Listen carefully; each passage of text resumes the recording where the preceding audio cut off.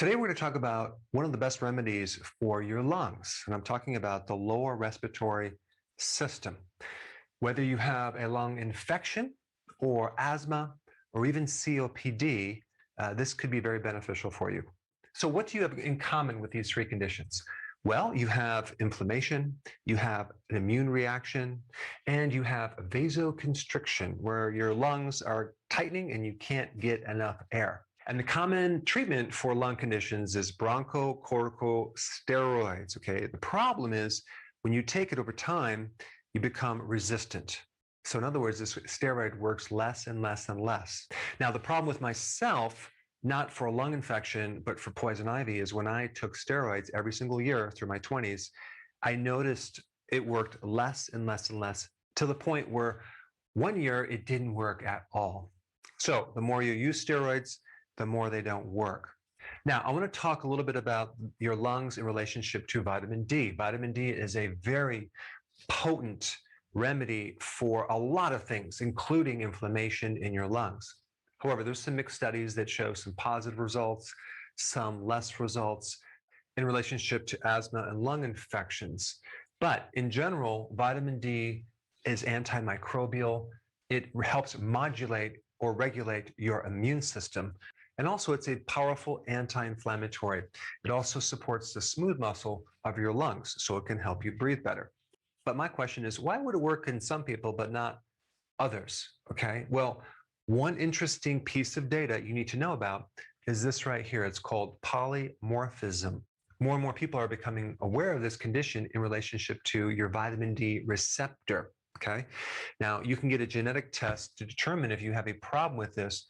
But basically, to make it really simple, your vitamin D receptors are not receiving vitamin D like they should. So even though you're taking a certain amount of vitamin D, whether it's 4,000 international units or 6,000 international units, you may not see the benefits from vitamin D because the receptor is not receiving vitamin D. So that might explain why some people might experience benefits where someone else might not, unless they do this test and find out they need to greatly up the dosage of vitamin D to even 50,000 IUs every single day to see the results. In fact, there was one study, and I'm going to put a lot of studies down below. You can look these up, where they use 50,000 international units of vitamin D every single day for a few months, and they showed great results with asthma.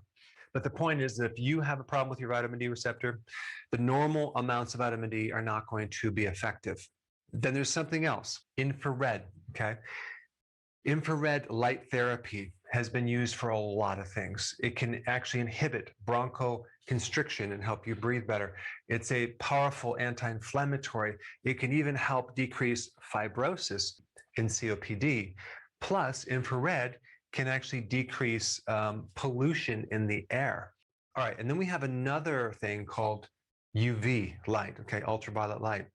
Ultraviolet light can help sterilize or kill germs. They even use UV in helping purify water or killing microbes in your water pipes. So UV can help decrease pathogens in the air, which might otherwise overload the immune system. All right, so now the big question is, what can you do to combine all of these things at once to have the perfect remedy for your lungs? Well, it just so happens to be the sun, okay? The sun gives you UV light.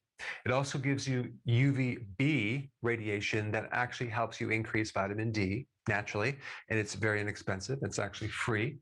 The sun also gives you infrared therapy. So that's naturally built into the sun, which has a direct effect on the lungs and inflammation and your immune system, as well as stimulating melatonin. Okay, now I'm talking about melatonin in the mitochondria, not the pineal gland, which is a whole different topic.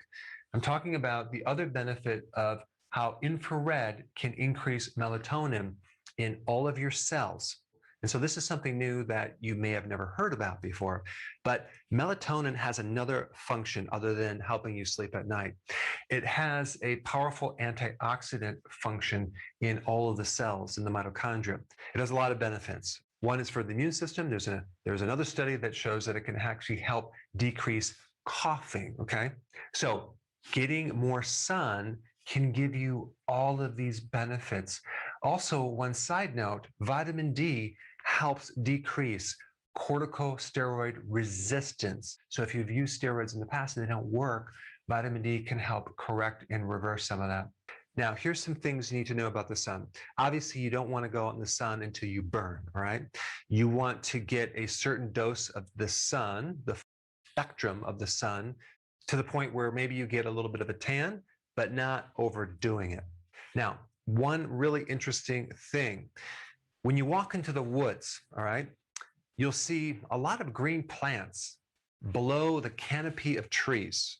So you'll see them in the shade growing fine. And you're probably wondering, now I thought it takes the sunlight to make chlorophyll, this green stuff in the plant. Well, it just so happens that this wavelength, infrared, can penetrate through this canopy of tree layer and go right down into these other plants.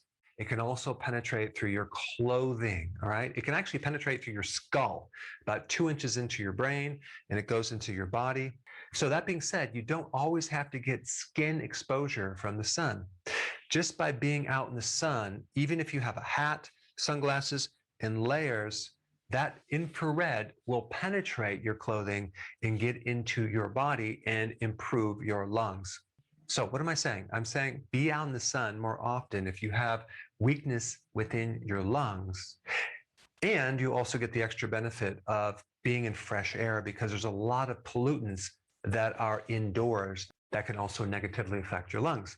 Now, if you haven't seen my new video on melatonin, that would be a really interesting next video for you to watch. I put it right here.